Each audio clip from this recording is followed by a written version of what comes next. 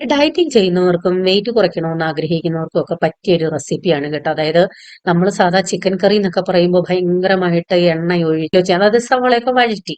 പക്ഷെ ഇതെന്ന് പറയുന്നത് നമ്മൾ ചിക്കൻ കറിക്ക് എന്തൊക്കെ ഇൻഗ്രീഡിയൻസ് ഉണ്ടോ എല്ലാം വെട്ടിപ്പറക്കി അതിനകത്തേക്ക് ഇടുക. നമ്മൾ ചിക്കൻ സോഫ്റ്റ് ആവാനാണ് ലേശം നാരങ്ങാനീര് ഒഴിച്ചേക്കുന്നത്. ലേശം വെളിച്ചെണ്ണ ഒഴിച്ച് ഇതുപോലെ മാരിനേറ്റ് ചെയ്ത് കുറച്ചു നേരം വെച്ചിരുന്നാൽ നല്ലത്.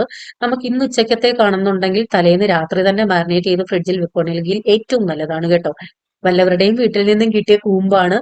അത് തോരൻ വെക്കാനായിട്ട് അതിന്റെ നൂല് കളയാനായിട്ടാണ് ലേശം ഉപ്പും വെളിച്ചെണ്ണയും ഒഴിച്ച് ഇതുപോലെ ഞെരടി കുറച്ചു നേരം അടച്ചു വെക്കുന്നത് കേട്ടോ. അപ്പൊ അതാ കറി വെക്കാനായിട്ട് ഒരു തുള്ളി പോലും എണ്ണ ഒഴിച്ചിട്ടില്ല. പാൻ അങ്ങോട്ട് വെച്ചു. നമ്മുടെ ആ ചിക്കൻ മാരിനേറ്റ് ചെയ്ത് വെച്ച എല്ലാം കൂടെ അതിനകത്തേക്ക് ഇട്ട് വെച്ചു. കൂമ്പ് തോരൻ വെക്കാൻ നേരമാണ് അയ്യോ മുളകില്ലല്ലോ എന്ന് ഓർത്തത്. സാധാരണ കാന്താരിയാണ് യൂസ് ചെയ്യുന്നത്. അപ്പോ എന്നും എന്നും പോയി പറിക്കാറില്ല. ഓരോ ആഴ്ചത്തേക്കുള്ള ഒരുമിച്ചാണ് പറിച്ചു വെക്കുന്നത്. അപ്പൊ അത് ഇല്ലാത്തത് കൊണ്ട് പോയി പറിക്കേണ്ടി വന്നു. അപ്പൊ ലേശം എണ്ണ ഒഴിച്ച് നമ്മുടെ കൂമ്പിന്റെ അങ്ങോട്ട് ഇട്ടു. ഇതിനിടയ്ക്ക് നമ്മുടെ ചിക്കൻ ഒന്ന് ഇളക്കി കൊടുക്കുന്നുണ്ട് കേട്ടോ.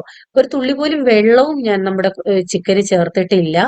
അത് അവിടെ കിടന്ന് തന്നെ ചെറു തീയില് അതിന്റെ വെള്ളം ഇറങ്ങി നന്നായിട്ട് റെഡിയാവും. കണ്ടില്ലേ, നല്ല പരുവമായിട്ട് കിട്ടിയിട്ടുണ്ട്. താല്പര്യമുള്ളവരൊക്കെ ഒന്ന് ട്രൈ ചെയ്ത് നോക്കുക കേട്ടോ. വെള്ളം ചേർക്കണ്ട, എണ്ണ ഒഴിക്കണ്ട. ഇനി നിങ്ങളുടെ ഇത് നോൺ സ്റ്റിക്ക് ആണ്, അടിക്ക് പിടിക്കുന്നതാണെന്നുണ്ടെങ്കിൽ ലേശം വെള്ളം ഒഴിച്ചേരെ.